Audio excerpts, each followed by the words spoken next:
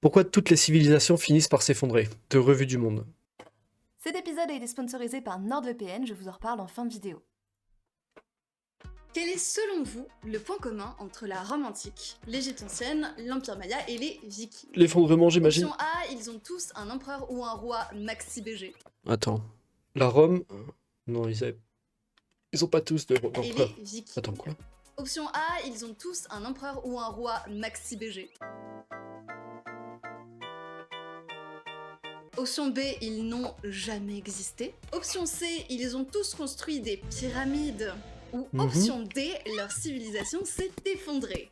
Vous avez vu le titre de l'épisode, du coup vous savez. C'est la A. De très nombreuses, si ce n'est la majorité des sociétés anciennes, ont subi un déclin. Généralement entraîné par des catastrophes naturelles, alors que ce soit les guerres, les épidémies, la famine, la dépopulation, il y a le choix. Et si certaines ont réussi à s'ajuster et à se réinventer... Ah, je viens de voir un truc aujourd'hui, comme quoi notre civilisation est sur le déclin, mais en tant que notre espèce entière est sur le déclin, parce que le taux comment on dit, de reproduction, de fertilité, et genre ils sont arrivés super bas. Apparemment, les States qui sont à genre 1,6, en 10 ans, c'est une réduction de... Non, en combien de temps? Sur 3 générations, c'est une réduction de 50% de la population, à un taux de fertilité à 1,6. Et certains pays qui sont genre à des trucs genre en dessous de 1, en 3 générations, c'est considéré comme 80% de la population qui est réduite. Du coup, apparemment, on partirait sur une population hyper vieillissante, avec aucun renouvellement, qui serait catastrophique, apparemment. J'ai vu ça aujourd'hui. J'avais besoin de partager ces chiffres. Je crois que 3 générations, ils considèrent que ça fait quasiment 100 ans, quoi. Ah, ils avaient l'air de dire que c'était à peu près 100 ans, donc en 100 ans, on serait sur un déclin de 50% de la population de quasiment tous les pays du monde, et certains iraient jusqu'à 80%. C'est énorme, en vrai. Guillemets, comme par exemple la Chine ou l'Égypte ancienne, d'autres n'ont pas su se relever, comme les Mayas ou encore la civilisation de l'île de Pâques. On a globalement bien en tête l'histoire et les raisons qui ont causé la perte de ces civilisations, mais est-ce que vous savez pourquoi les Vikings ont eux subi ce contre-coup? Chez eux, on est passé d'un essor et d'une expansion colossale, entamée dès l'an 793, très rapidement suivie par une chute seulement 3 siècles plus tard. Mais qu'est-ce qui s'est passé? Et de façon plus générale, pourquoi autant de civilisations aussi grandioses et puissantes finissent toujours ou presque par se casser la figure? Savoir étudier les causes de la chute d'une civilisation nous renseigne beaucoup sur nos propres erreurs actuelles, et une constante qu'on peut observer avec cette problématique, c'est que assez souvent, les raisons de l'expansion d'une civilisation font aussi partie des raisons de sa disparition. Cas pratique aujourd'hui Ils sont trop greedy avec en général. les Vikings. Les Vikings, trop greedy. Ils attaquaient tout le monde.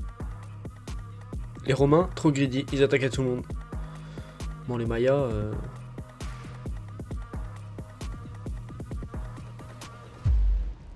C'est pas genre une maladie qui a ravagé les Mayas ou un truc comme genre? Pour qu'une civilisation fonctionne, plusieurs critères sont nécessaires. L'apparition de villes, la spécialisation du travail, le développement de structures de classe, une organisation étatique, du commerce à longue distance, blablabla, bla bla bla, vous avez capté. Là-dessus, les sociétés nordiques ont très vite coché toutes les cases. Leurs ancêtres, donc les Germains du Nord, coexistaient en petites communautés paysannes, isolées ou regroupées en villages, et vivaient essentiellement du travail de la terre et de l'élevage. En gros, si on jouait une partie de Age of Empire, on pourrait dire qu'ils ont fait un start parfait. Nickel. Dès le début de la période viking, on observe une expansion agricole où la culture du blé et du seigle progresse très nettement, et probablement aussi en lien avec le réchauffement climatique, parce que oui, s'il fait plus chaud, ça découvre des terres qui deviennent donc exploitables. Et tout ça entraîne l'amélioration globale des techniques agraires. On cultive donc mieux et sur davantage de terres. L'amélioration des cultures ainsi que la multiplication des sites ruraux est d'ailleurs corrélée à cette époque à une croissance démographique super importante. Et ben oui, tout va bien. Tout va même trop bien. Donc ils baissent comme Donc, des du coup, ouf qu'est-ce qu'on fait quand tout dans va les bien? champs de blé. Voilà. Donc la population augmente, augmente, Après, augmente. je pense que même quand ça va mal, les gens baisent. Hein. Et c'est là où les emmerdes commencent. Quand tu réfléchis, chez nous, ça va plutôt bien depuis un moment, là, à notre époque, et il n'y a plus grand monde qui baise. La donc, pression démographique amène certains paysans Ou alors ils à baisent, mais s'aventurer on se sur des reproduit îles pas. du nord de l'Écosse Plutôt ça. dès la fin du 8e siècle. Ils sont en Ah, quête de Vinland terres Saga. à cultiver et où s'étendre. Comme les Romains, qui en quelques siècles seulement ont conquis quasi toute la Méditerranée, PTDR, les Vikings, qui se sentent un petit peu à l'étroit, commencent à s'aventurer sur de nouvelles terres. Ce qui est marrant en Et plus, qui c'est dit vraiment que les Vikings, ils suivent, enfin, à part ceux-là, ceux-là c'est des oufs. Mais tous les autres, tout ce qu'ils font, c'est longer les côtes de partout, quoi. Ou les fleuves, ou des trucs dans le genre. Putain, là, ils sont carrément rentrés en France, quoi. nouvelle terre dit Par la Seine, du coup. meilleure connaissance des routes et des territoires qu'il y a autour. Et qui dit meilleure connaissance dit amélioration du commerce longue distance. Et là, je pense que vous voyez où je veux en venir. Les Vikings se rendent compte, petit à petit, de toutes les possibilités qui s'offrent à eux. Notamment, les élites deviennent plus puissantes et donc commencent à arriver à Capitaliste. davantage de pouvoir.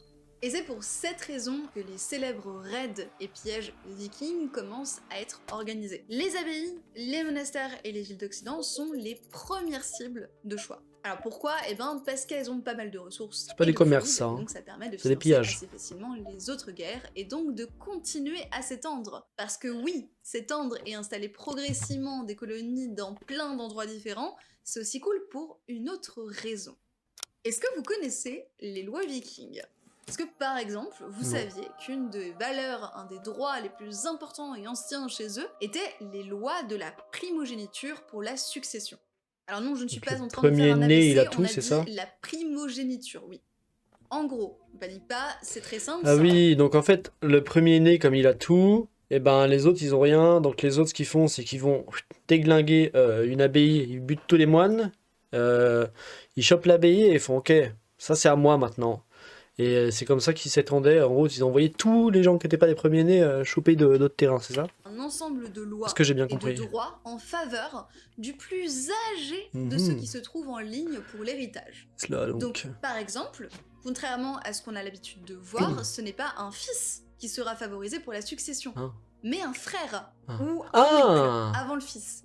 Et Ok, ça, d'accord, eh ben, ça j'avais pas change capté. un paquet de trucs. Il était de mise en Norvège que le fils aîné reçoit les terres, tandis que tous les autres se partagent les biens, les meubles, les draps et tout le bazar. Mais ça veut aussi dire que, eh ben, ça crée un paquet de frustrations. Un paquet de fils, d'enfants, qui se retrouvent lésés dans une société où le fait d'être un propriétaire terrien est une valeur super importante. Dans une société où la succession, la transmission est valorisée. Mais qu'est-ce qu'on fait, du coup, quand on n'a rien à transmettre? On va Et ben, piquer aux pouf, paf, autres. pouf, ça fait les chocs à pic. L'expansion des Vikings s'explique donc aussi par le fait qu'en installant progressivement de nouvelles colonies ailleurs, on permettait à certains Scandinaves, un peu chafouins de ne pas avoir d'héritage, de s'octroyer des terres. Ce qui a aussi contribué à accélérer Ils cette auraient pu tuer expansion. leur frère aîné, Ça, autrement aussi. c'est Hein. le premier truc crucial Ça leur à aurait évité d'aller retenir. parcourir des De kilomètres en nombreux bateau. historiens, anthropologues et sociologues s'accordent sur le fait que cette combinaison de facteurs, à savoir un gros accroissement démographique, une consolidation du pouvoir royal dans son propre pays, et la perspective de nouvelles terres inhabitées où on pense pouvoir s'établir, mais aussi des terres étrangères habitées, riches, mais sans défense qu'on peut donc piller. Tout ça, ça s'inscrit dans un modèle très commun, qui n'est pas du tout propre d'ailleurs au phénomène viking, que vous pouvez retrouver dans plein d'autres civilisations, et malheureusement assez annonciateur d'une suite bien moins fun. Les Vikings arrivent donc à leur apogée. On peut le dire, avec Le des truc, colonies c'est que du coup, quand tu t'éparpilles comme ça, je pense que tes forces, elles doivent être beaucoup moins résilientes face aux invasions ou à tout autre truc qui vient foutre une claque à ta civilisation, quoi. Là, vraiment, ils sont éparpillés. Bon, par contre, c'est vraiment drôle comment ils sont éparpillés sur toutes les côtes. Hein. Ils aiment les côtes, les Vikings. Il faut pas qu'ils s'éloignent de la mer. Hein. Bon, sauf ceux-là, là. Là, ceux-là, je sais pas ce qu'il leur a pris. Mais du coup, en étant éparpillés comme ça, ouais, ça divise vachement leur force aussi, quoi. C'est compliqué d'être sur tous les fronts, quoi. absolument partout, J'imagine. en Europe, en Russie, Afrique du Nord, Amérique du Nord, etc. Des tas de territoires, des terres et des butins. C'était plié pour eux. Ils allaient pouvoir couler de beaux jours heureux en dominant le monde YOLO. Ils étaient les rois du pétrole. Mais comme vous le savez sûrement, les hydrocarbures, ce n'est pas illimité. Le chercheur Jared Diamond, dans son ouvrage Effondrement, comment les sociétés décident de leur disparition ou de leur survie, un mec très fun à inviter à vos anniversaires et bar mitzvah, décrit De toute façon, l'expansion quand ta viking. survie, elle est basée sur une expansion en permanence, ça peut pas marcher parce que l'expansion, c'est limité, en fait. comme étant la Toujours à un moment, t'es parfaite obligé de t'arrêter, quoi. illustration d'un processus autocatalytique. Et alors pour tous ceux qui, comme moi, n'ont pas fait bac+5 en chimie, la catalyse désigne l'accélération d'une réaction chimique par l'ajout d'un élément générant un produit. Celui-ci va venir accélérer la réaction, formant davantage de produits et accélérant encore plus la réaction, la boucle sans fin. Et alors je sais ce que vous vous dites, ok Charlie, mais tu as une chaîne d'histoire, pas de chimie, qu'est-ce que tu racontes? Parle français. Alors si, ça a à voir avec la choucroute, parce que en fait, chimie et histoire nous permettent parfois d'observer les mêmes phénomènes. Notamment dans le cas de l'expansion autocatalytique.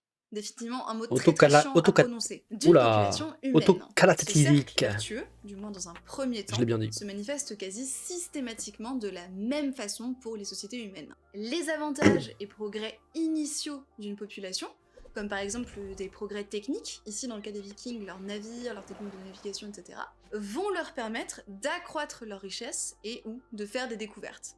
En l'occurrence ici, l'attaque menée en 793 contre le monastère de Lindisfarne leur permet de revenir chez eux avec un énorme butin, ce qui va donner très envie à leurs compères.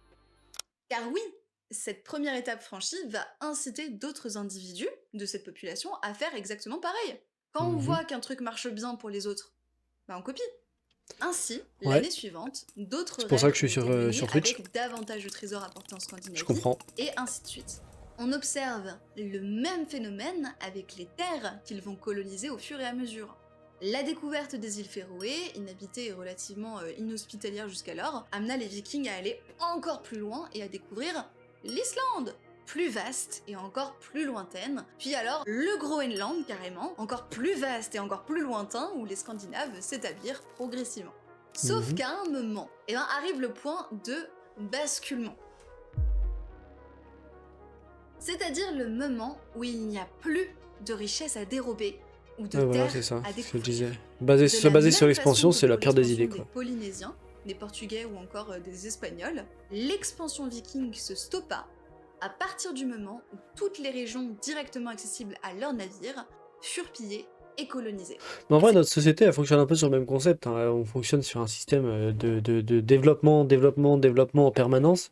Sauf qu'à un moment, pas de développement, de croissance en gros. On vise toujours une croissance, toujours plus de croissance. Que c'est pas illimité en fait la croissance. Et du coup, à un moment, bah forcément, on a atteint un palier et c'est là que les choses commencent à se péter la gueule quand tout est basé là-dessus. C'est à ce moment-là que l'expansion autocatalytique cesse de s'auto-alimenter, et c'est aussi à partir de ce moment-là que les choses commencent à prendre un tout autre tournant.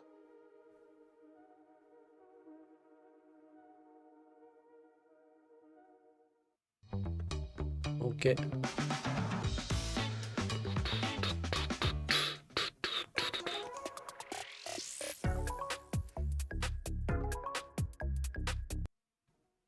Comme on l'a vu au début de l'épisode, le déclin d'une civilisation peut être entraîné par plusieurs facteurs, qui peuvent être endogènes, donc c'est en gros ça a une Qui viennent cause de l'intérieur- interne et de- ouais, de propre à la l'intérieur. société en question, comme par exemple une crise économique, une guerre, Ectogène, des bouleversements l'autre, politiques. c'est ça? Par exemple, dans le cas Non. des Vikings, une des causes endogènes, ça a été la christianisation, qui s'est accélérée Ah ouais? grâce à différents rois qui ont été missionnaires pour la christianisation.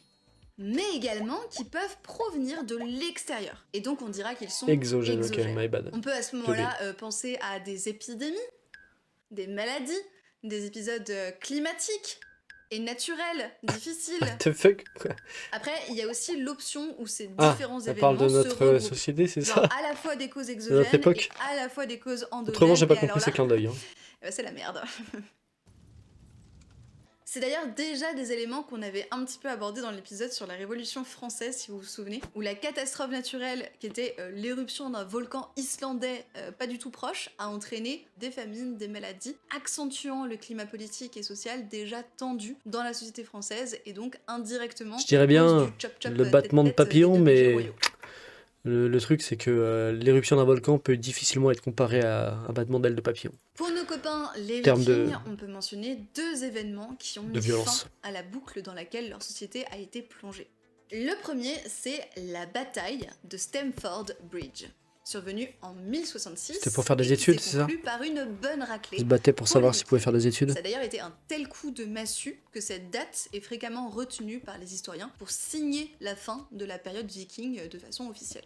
Déjà, les gars, ils étaient un peu mal en point. Bah ouais, après avoir passé des siècles à martyriser une bonne partie de l'Europe, le revers de la médaille a fait un petit peu mal, ça pique. Et encore, ça c'était sans compter sur l'abandon forcé du Vinland vers l'an 1000, une de leurs colonies les plus éloignées. Finlande. En Putain. cause, des combats répétés avec les populations Tout ce qu'elle arrive la autochtones prochaine saison de qui leur Vinland mettaient Saga d'ailleurs. un petit peu la zermie. Ils se sont alors abattus sur les îles Féroé, l'Islande et le Groenland déjà conquis précédemment. Mais voilà, après ça, ils sont un petit peu bloqués, ils n'ont plus aucune découverte d'îles d'Atlantique. Ils atteignent en fait ce point, ce moment où ils trouvent plus d'intérêt à aller conquérir Ouais. de Et là, il fallait nouvelles basculer contrées. et trouver Ils un. s'assimilent aux Il aurait fallu trouver un autre truc vers lequel concentrer leurs efforts pour continuer de développer leur civilisation. sociétés déjà présentes, s'y intègrent, s'y mélangent et se fondent ensemble pour donner une autre chose. Peut-être altérant également au passage leur identité viking initiale, selon certains archéologues comme Neil Price.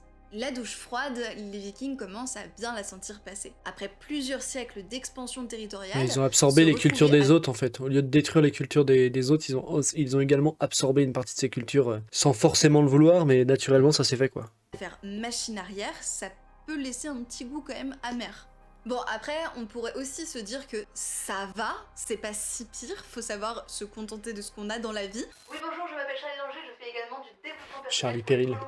Mais en fait, c'est un biais cognitif humain. Qu'est-ce que c'est que ça? Experte en cœur nomade et stratégie bien-être. Développement personnel pour les colons vikings. Mais en fait, c'est un biais cognitif humain assez connu. Le biais d'aversion à la perte ou aversion à la dépossession. Dans notre cas, c'est quand on est habitué à posséder certaines choses, donc un certain train de vie. T'es habitué à gagner, et le jour où tu perds un peu, ça te fout le seum de fou parce que t'es habitué à gagner tout le temps. Alors qu'en fait, t'as quand même gagné beaucoup plus que ce que t'as Un perdu. mais niveau bon. de confort ou de pouvoir, une croissance illimitée, etc.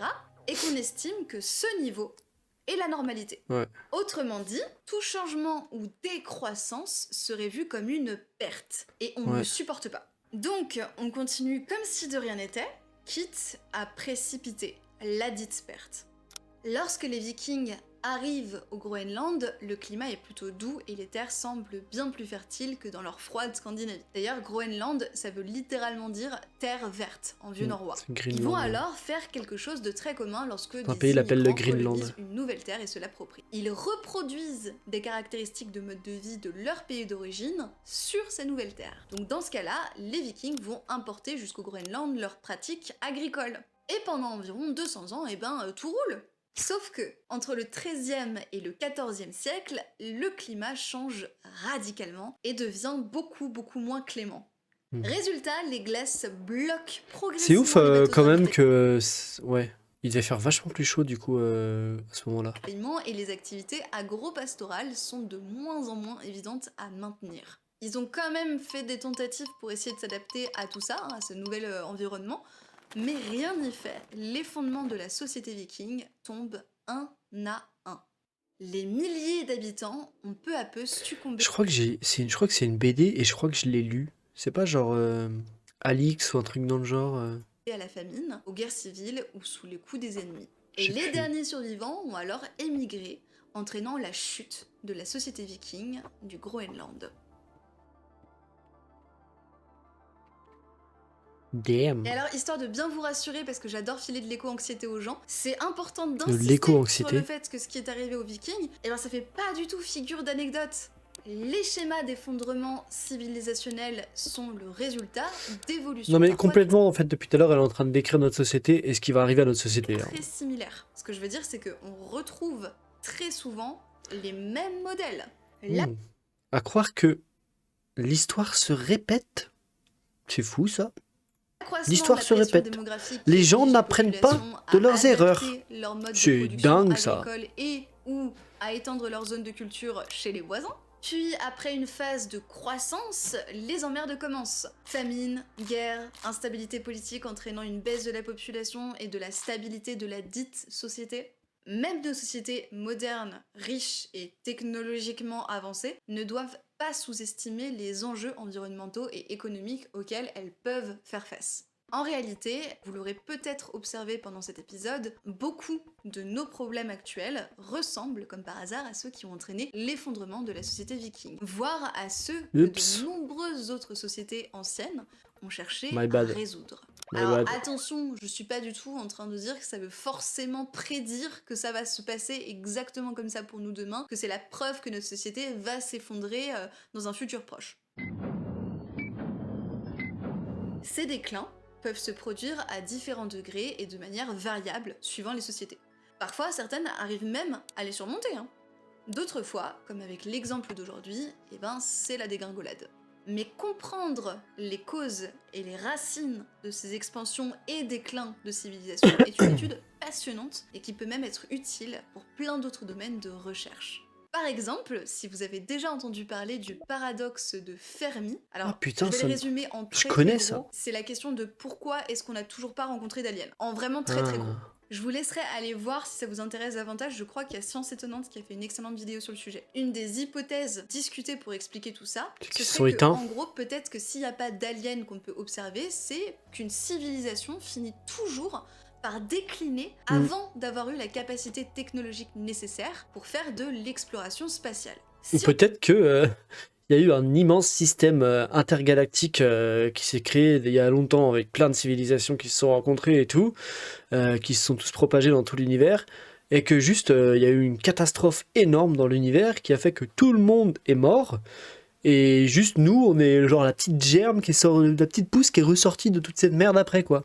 on Par résume, exemple. peut-être qu'il existe des civilisations aliens, mais peut-être aussi que, comme nous, elles galèrent à gérer leur évolution sans subir un déclin tôt ou tard, les empêchant de passer à un stade civilisationnel nécessaire au voyage galactique, et donc de donner des signes de vie, tout ça. Mais ça, c'est un tout autre Ou alors débat, on est dans va une pas en parler simulation. ici. Bref, on reste et on revient sur le sujet des Vikings. Le déclin des Vikings est donc un très bon exemple pour mieux comprendre les enjeux derrière l'ascension forte d'une civilisation, ainsi que les modèles, les erreurs et les points de bascule On est tous des causant PNJ. leur déclin. Voilà, c'est la fin de cet épisode au sujet du déclin des Vikings et comment est-ce qu'on peut peut-être aussi le mettre en parallèle avec ce qu'on est en train de traverser en tant que civilisation moderne, civilisation avec un S. J'espère qu'il vous a intéressé. Je me permets juste, avant que vous partiez, avant que vous quittiez la vidéo salement pour aller voir d'autres gens, non je rigole, mais je me permets juste de vous faire une petite aparté pour vous parler un petit peu des projets de la chaîne, parce que là ça fait quand même 4 mois que j'ai pas sorti de vidéo, alors je vais pas faire le ouin-ouin habituel de je suis désolée, je vais pas sortir. Ça arrive, en l'occurrence. J'ai eu une grosse phase de déprime, j'étais pas bien du tout. Et donc je me suis retrouvée un peu dans l'incapacité de faire la rentrée en septembre comme ce que j'aurais voulu Attends, faire. elle est sortie Mais quand c'est cette pas vidéo? grave, ça arrive d'être en Il y a dépression. un an. Et j'espère que vous ça va et que si vous traversez ce Des choses petit qui arrivent. genre d'épisode, je vous souhaite tout le meilleur rétablissement possible. Si vous voulez, on en parle un petit peu plus sur Instagram, donc si vous avez envie d'avoir ce genre de conversation, n'hésitez pas à aller me rejoindre sur Instagram. Donc du coup, c'est pas du tout ça dont je voulais parler. Je voulais vous prévenir, déjà si vous êtes jusqu'à la fin de la vidéo, si vous m'entendez dire ça, c'est que vous êtes des abonnés plutôt. Je suis pas abonné. Merci beaucoup d'être là. Mais, ça va bientôt faire 9 pas de problème. ans que je fais les revues du monde, donc merci du fond du cœur de suivre la chaîne, ça me touche énormément. Et deuxième chose, c'est que je vais lancer un nouveau format d'épisode qui n'a rien à voir avec les revues du monde, rien à voir avec les théories du monde. Enfin si, dans le sens où on va quand même parler d'histoire, c'est un peu le but de la chaîne. Mais en gros, l'idée que j'ai eue, c'est que je me suis rendu compte qu'il y a pour être beaucoup diversifié, d'étudiants, notamment en tout ce qui est collège, éventuellement. lycée, et même un peu plus après, début de fac d'histoire et tout Enfin, ça, après, elle a peut-être qui pas du tout envie de galèrent diversifier. à s'intéresser à l'histoire. Et donc qui n'arrivent pas à rentrer dedans parce que tout simplement, la façon dont ça leur est raconté fait qu'ils n'arrivent pas à trouver de point d'accroche. Ouais, moi je comprends de j'ai fou ça. très envie. Moi, genre, l'histoire à l'école et tout, ça me faisait souvent chier, sauf quand j'avais un bon prof qui savait bien raconter. Mais ça a tendance à me faire chier. Alors que c'est vrai que bon, quand c'est des youtubeurs ou dans le genre qui racontent, ou alors à la limite des reportages bien faits, mais plutôt des youtubeurs pour le coup, bah je trouve que là, ouais, souvent c'est intéressant. Mais après, bon, c'est vrai que même youtubeur histoire, je mate pas beaucoup de vidéos de youtubeurs d'histoire ou ce genre de trucs en fait, mais mine de rien, je vais quand même. C'est vrai que c'est pas le domaine que je cherche le plus à Du coup, de découvrir. proposer un format un peu YouTube Poop, complètement décalé, qui n'a rien à voir, et qui va reprendre le programme Oui, d'histoire, carrément. mais qui va Mais aussi YouTube parler donc, Poop. de sujets qui peuvent vous intéresser intéresser même si vous êtes plus du tout en collège-lycée, et que je mettrai gratuitement à disposition des enseignants s'ils veulent utiliser mes vidéos en amorce de cours. Attention, ça n'a pas du tout vocation à faire un cours exhaustif, mais je me dis pour capter un petit peu l'intérêt des élèves, ça peut être intéressant. Et même vous, si vous êtes adulte, vous allez voir, ça va être grave kiffant. Si vous aimez tout ce qui est YouTube Poop et tout ça, je pense que c'est un format qui va vous intéresser. Donc un truc, en gros, on va faire des mini-vidéos avec beaucoup de choses qui pètent de partout et tout pour les gamins hyperactifs de TikTok. Comme ça va les intéresser à l'histoire. Ce genre de choses passer dans les Je traduis. Je risque de faire un petit peu des tests. Parce qu'aussi, ça me fume en fait de faire ce genre de montage, de faire ce genre de vidéo. Et ça m'avait grave manqué de faire des trucs qui sont un peu moins produits, un peu plus chill, etc. Je pense que par contre, si elle poste ce genre de trucs sur TikTok ou des trucs genre, ça peut marcher de fou. Pas du tout. C'est juste que je vais avoir un petit format. Ça se trouve, elle le fait, ça fait il y a un an la vidéo, donc elle a peut-être déjà fait. Voilà, c'est tout pour Sûrement, le blabla. même, Et juste avant de vous quitter, je fais une dernière aparté pour vous parler du sponsor de cet épisode, NordVPN. NordVPN. Alors, je tiens à chaleureusement les remercier de continuer de soutenir la chaîne, car comme je le mentionnais, j'ai dû faire une pause à cause de ma santé mentale et ils ne nous ont pas lâchés. C'est assez rare les partenaires qui sont à ce point bienveillants pour le mentionner, donc merci beaucoup NordVPN. Ceci étant dit, je ne vais pas vous faire l'affront de vous réexpliquer à quoi sert un VPN, car vous le savez déjà très bien. Mais est-ce que vous saviez que c'est également un excellent bon plan streaming pour vos séries et films préférés? Par exemple, disons que vous avez envie de voir le film Thor, Love and Thunder. C'est aussi vachement pratique pour télécharger des films qui viennent de sortir au cinéma. La blessure de rejet réactivée. Et bien avec NordVPN, vous avez juste à vous connecter au serveur US et paf, vous avez le film. Est-ce que je dis ça parce que j'ai NordVPN? Toujours les avantages énormes d'un VPN, par exemple, accessoirement le fait d'être protégé lorsque vous utilisez des Wi-Fi publics. Par exemple, est-ce que vous saviez qu'en ce moment il y a... Mais pour le coup, premier degré, moi je connais des gens qui utilisent mon compte de NordVPN pour mater la F1 en Belgique. Donc... c'est que ça a vraiment un vrai usage dans ce genre-là. Une série de hackers qui volent vos données en utilisant le fameux SNCF Free Wi-Fi qu'il y a dans le train, donc soyez très vigilants. Internet, on s'y aventure sereinement aujourd'hui sans forcément réaliser à quel point, en une erreur de clic, on peut se faire pirater sa vie. Après, bon, au-delà d'utiliser un VPN dans les lieux publics, juste vous connectez pas à des Wi-Fi publics en fait. Faites juste pas ça, c'est tout. Faut juste pas faire ça. C'est pas compliqué, hein. Ne pas se connecter à des Wi-Fi publics. Voilà. Il faut pas le faire. Jamais. Et il n'y a pas de problème. Enfin, il peut y avoir des problèmes, mais pas cela. Toute votre activité en ligne et aussi vos données personnelles. Et sa protection anti-menace bloque les logiciels et publicités malveillantes. Même notre hacker qui récolte nos données à des fins publicitaires ou commerciales.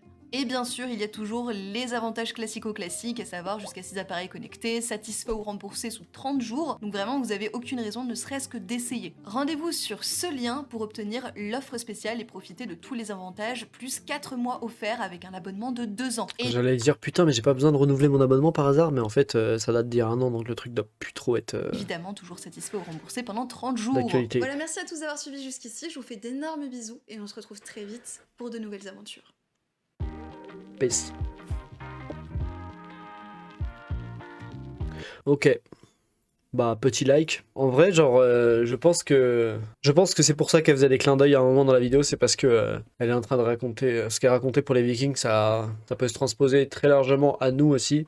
Oh putain, elle est quasiment à 1 million d'abonnés. Allez, on l'aide. Il lui manque 2000 abonnés pour être à 1 million, let's go. Hein. Let's go lui mettre des abonnés. 2000, ça se fait de fou. L'histoire de la chute du coup des Vikings et de toutes les autres civilisations, enfin similaires, genre romains et tout. En fait, tu te rends compte que c'est parce qu'ils poursuivent des trucs d'expansion illimitée en permanence. Ce qu'on fait aussi en fait. Donc en vrai, si on n'arrête pas de déconner à un moment, on va complètement se diriger vers ça et ça va être la merde. Et je pense qu'on est complètement en train de partir dans cette direction-là pour le coup.